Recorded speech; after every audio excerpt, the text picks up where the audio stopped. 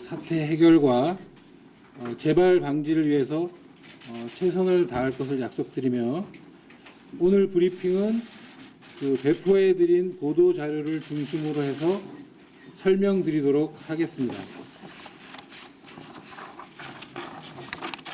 식약처는 인보사 K주 이액이 허가 당시 제출한 자료에 기재된 연골세포가 아닌 신장세포로 확인이 되었고, 코오롱 생명과학이 제출했던 자료가 허위로 밝혀짐에 따라서 5월 28일자로 인보사 K주에 대한 품목 허가를 취소하고 코오롱 생명과학을 고발하기로 했습니다. 그간 식약처는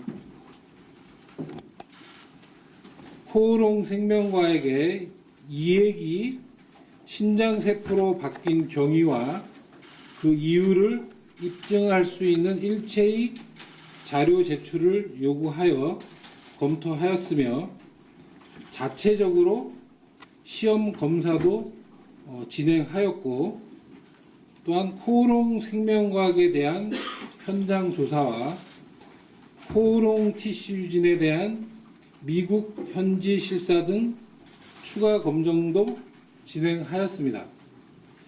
그간의 조사와 검토 결과 이액은 연골세포가 아닌 신장세포로 확인되었으며, 코오롱 생명과학은 허가 당시 허위의 자료를 제출했고, 허가 전 추가 확인된 주요 사실을 숨기고 제출하지 않았으며, 신장세포로 바뀐 경위와 이유에 대해서도 과학적인 근거를 제시하지 못했습니다.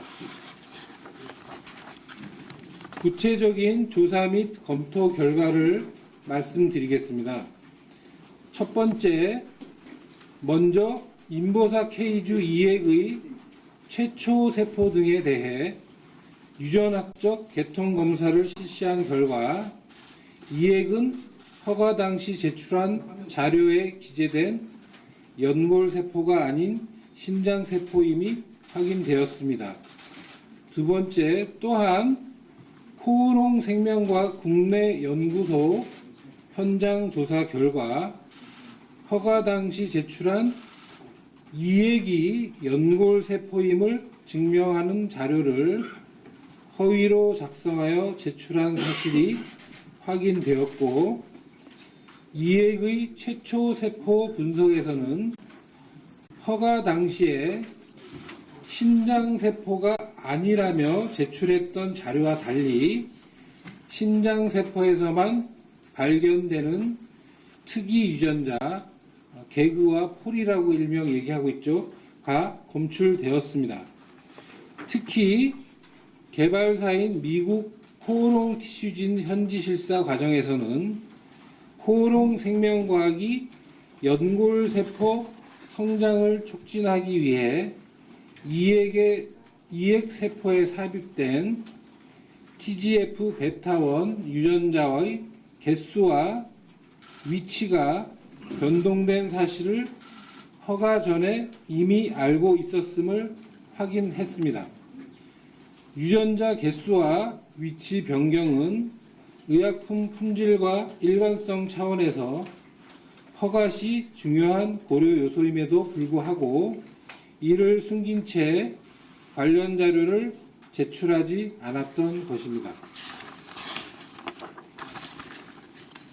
네 번째로, 아울러 코오롱 생명과학은 코오롱 티슈진의 미국 임상용 제품에 대한 위탁 생산업체의 검사를 통해 이액이 신장세포임을 확인하였다고 이미 공시하였고, 이러한 검사 결과를 이메일로 받은 것으로 보아 이미 당시에도 해당 사실을 알고 있었다고 판단됩니다. 이외에도 추가 검증 과정에서 허가 당시 이액을 연골세포로 판단했던 이유를 설명할 수 있는 자료를 제출하지 못했으며, 이액이 신장세포로 바뀐 경위에 대해서도 과학적인 설명을 하지 못했습니다. 이러한 사실을 종합해 볼 때 인보사 케이주 허가를 위해 제출한 서류에 중대한 하자가 있다고 판단하여 인보사 케이주에 대한 품목 허가를 취소하고 코오롱 생명과학을 고발하기로 했습니다. 다음은 환자 안전 대책입니다. 식약처는 세포 사멸 시험을 통해 44일 후 세포가 더 이상 생존하지 않음을 확인하였고, 임상시험 대상자에 대한 장기 추적 결과 약물과 관련된 중대한 부작용은 없다는 점을 종합적으로 볼 때 현재까지는 안전성에 큰 우려가 없는 것으로 판단하고 있습니다. 다만 식약처는 만약의 경우 발생할 수 있는 부작용에 대비하기 위해 전체 환자에 대한 특별 관리와 15년간 장기 추적 조사를 추진하고 있습니다. 우선은 코오롱 생명과학으로 하여금 모든 투여 환자에 대해 병의원을 방문하여 문진케 하고 유전자 검사 등을 통해 이상 반응이 나타나는지 조사하도록 하였습니다. 이와는 별도로 식약처도 관계기관과 연계하여 약물 역학 웹 기반 조사 시스템에 등록된 투여 환자를 대상으로 병력, 이상 사례 등을 조사 분석할 계획입니다. 다음은 재발 방지 및 제도 개선 대책입니다.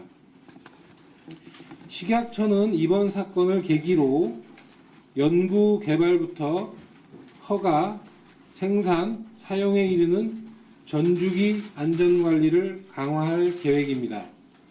특히 인체세포 등 관리업을 신설하여 연구 개발 단계부터 관리를 강화하고 세포의 채취부터 공급에 이르기까지 단계별 안전 및 품질 관리 기준을 마련할 계획입니다.